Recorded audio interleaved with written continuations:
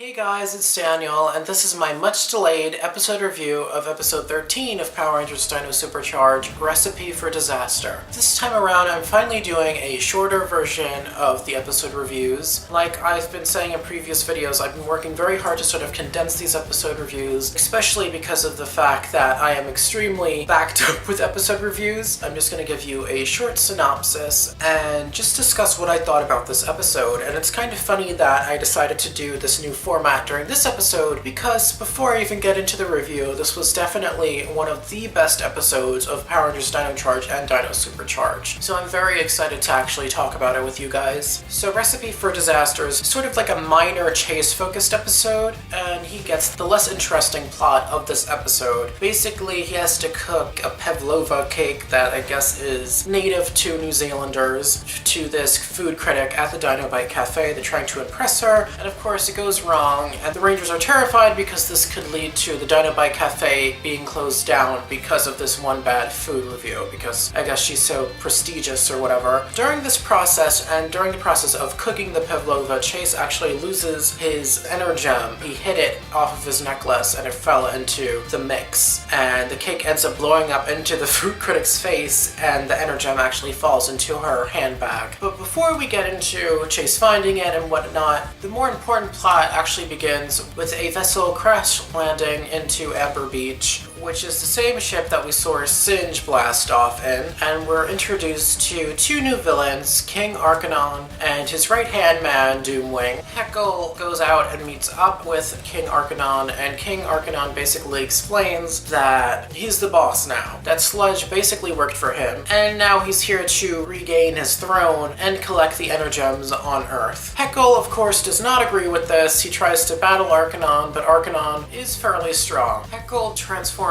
into Snide while they're having this whole altercation, and he summons the brand new monster Megazord thing called Fortress. Fortress grows, and Snide takes control of him, and King Arcanon, to everybody's surprise, summons the Zords and transforms into different Megazord formations, battling them. So this basically proves that the Silver Ranger transmissions were fake, and that they were linked to Lord Arcanon all along. The Rangers are quickly alerted to this, but they can't do anything considering it's under Lord Arcanon's control. We go back to Chase, and Chase tries to find the food critic to get back his Energem. He gets the Energem back from the lady, and the lady gives him advice with his pavlova recipe that if he keeps trying the same recipe over and over again, he's not going to get any new results. So by the time Chase comes back, Fortress basically defeats all the Zords, leading to Lord Arcanon, Doomwing, and Singe leaving the battle scene, which means the Rangers gain control of their Zords again. And they defeat Fortress with a brand new Megazord formation, where Chase applied the advice that he got from Alistair, the food critic, saying that we can't keep doing the same thing, we should try out something different. And of course, Miss Morgan has a brand new Megazord formation called the Dino Charge Ultra Zord. What's weird about this Ultra Zord is that I don't think it's every single Zord that they have, it's just some of them. After the Megazord battle, the Rangers find a Dino Charger for the Titanozord, which Doomwing dropped. Basically, Lord Arcanon and his fellow villains duplicated the Dino Chargers based off of the information that they stole from the Silver Ranger. They go back to the base, and they realize how similar the Dino Chargers were, coming to the conclusion that the Silver Ranger must have been captured by these new villains, and it's not his fault. And then the episode ends at Sludge's ship, where King Arcanon basically took full control and put Heckle into solitary confinement. When his fellow villains are curious as to what he's going to do about the Rangers, he opens up this book that he was carrying throughout the episode and says that they're basically no longer going to be an issue anymore. And we get this flashing light coming out of the book, which is definitely alluding to some type of a power source or possibly another Energem. Overall, I thought this episode was amazing.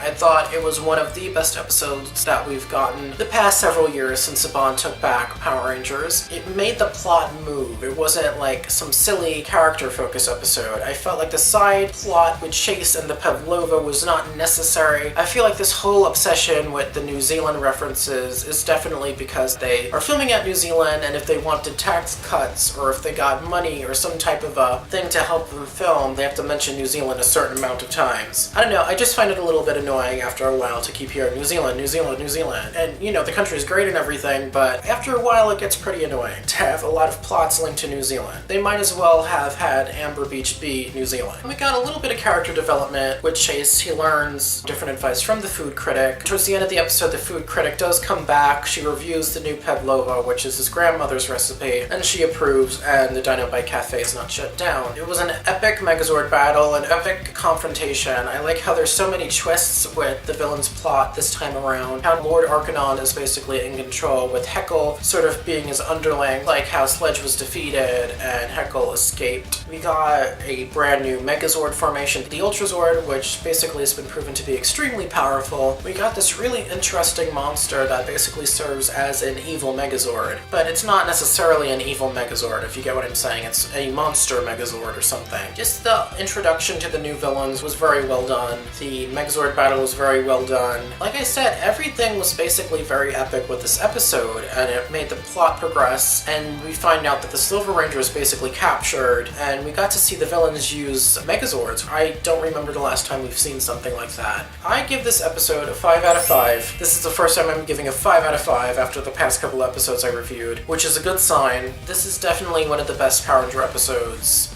in a very long time. In the next episode, we're going to talk more about the Silver Ranger, based off of me already watching the episode. If you enjoyed this video review, please click the like button below, and if you want to see more Power Rangers episode reviews just like this one, please click the subscribe button. I'd really appreciate it. And of course, you guys could follow me on social media at blackandblue572 on Instagram and Twitter. I'm hoping to post the future Dino SuperCharge reviews that I'm very behind with at a very fast pace. It's kind of really embarrassing, and I apologize to my Power Ranger fans out there that are watching and supporting me. I want to focus on other videos I do besides the Dino SuperCharge reviews. Speaking of which, you could click here to watch my brand new New York Comic Con haul, where I talk about everything that I got at Comic Con as well as some of my experiences, which includes a bunch of Power Ranger exclusive items that I've gotten. So if you're into that kind of stuff, please click on the link on the screen and check it out. Thank you guys so much for watching. Bye!